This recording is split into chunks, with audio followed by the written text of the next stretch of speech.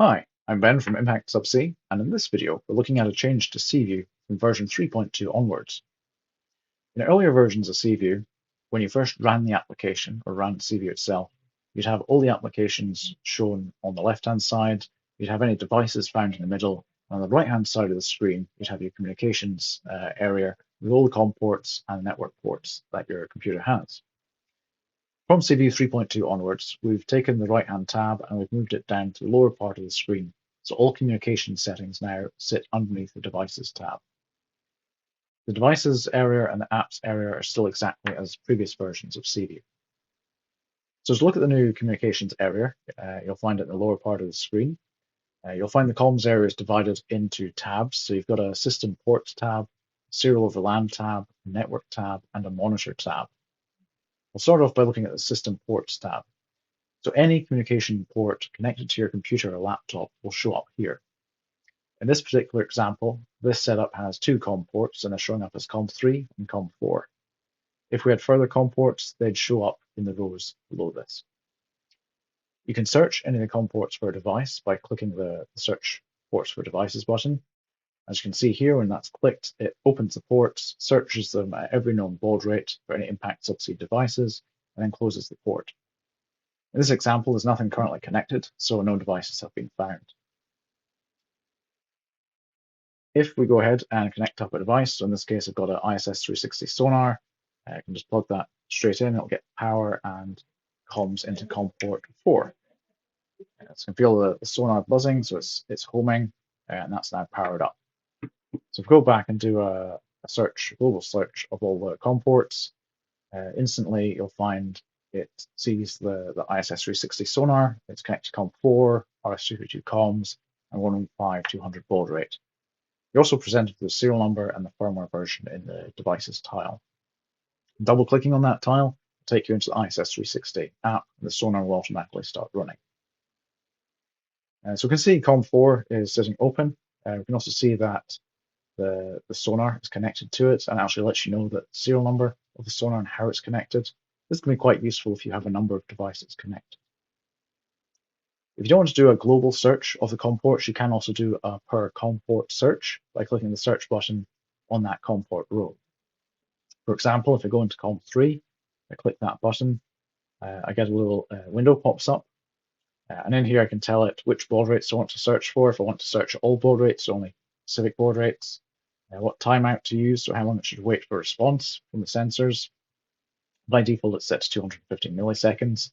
If you're working over a particularly long cable length, or you're running it through a series of interfaces or adapters, you might want to push that timeout up just so seaView waits a bit longer to get a response from any search requests it sends out on that COM port.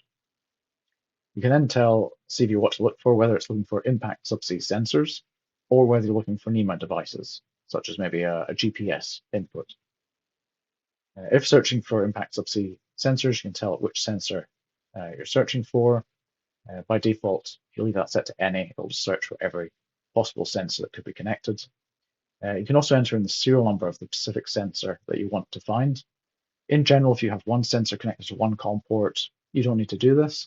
Where you might want to enter in serial numbers is if you have RS485 line and you've got multiple sensors multi-dropped on that line.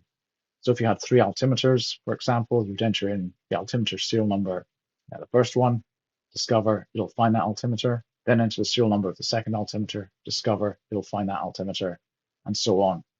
Once seaView has found the altimeters, it'll automatically handle the communications and the pulling of each of those sensors on the 485 multi-drop, so you don't have to worry about that. So that's the communication port side of things. Serial over LAN. So if you want to take data and stream it over a network, so it's accessible at another point on the network, you can set up a serial over LAN interface. It's nice and simple. You click the button on the right-hand side there. You tell the IP address that you want to send the data to, point it at, along with the port number, the protocol you wish to use, and any encoding. Once you click Add, that serial over LAN port will be added there. And that can be used to take data into seaView, but it can also be used to stream data out of seaView. So that's particularly useful. For example, if you have some profilers running, you want to output profiler data to a survey package, you can set up all the data to go to that serial over LAN port, and that can be picked up by the survey package. So you can send kind of serial data over a network. Talking about network, there's a network tab, which will show any networks that the computer is currently connected to. And you can search these networks for devices. So if you have any of our Ethernet-based devices on a network, such as the sonars or profilers, you can automatically find them there. Lastly, there's a monitor tab. The monitor tab acts as a terminal application, and it allows you to view data either being transmitted from or received to any port on your computer. So for example, we could look at COM4, which is what the sonar is connected to.